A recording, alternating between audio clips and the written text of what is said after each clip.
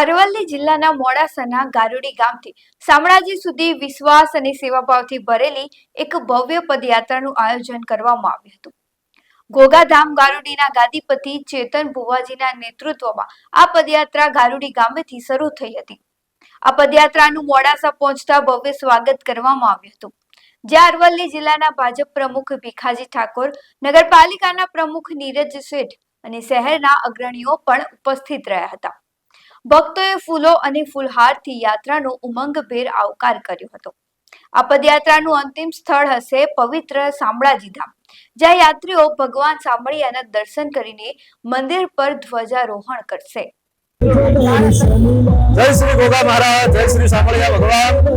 आज रोज अमे गारुडी मुकाम थी सामळिया भगवान पगपाळा यात्रा अमारा मित्रों साथे, अमारा सेवकों साथे जोड़े जोड़े सूक्ष्म जीवोनुं ध्यान रखाय एवी रीते कीड़ीनगर जमाड़ता अने गाय कूतराने रोटलो आपता तथा धर्मनी साथे शिक्षणनो पण प्रचार थाय अने आजनो युवा वर्ग अमारा विडियो जोई अने प्रेरित थाय अने भविष्यमां आवी बधी सेवाओ करे, कारण के अन्न पर प्रथम अधिकार प्राणीओनो छे ए सौ जाणे अने सौ आगळ वधे।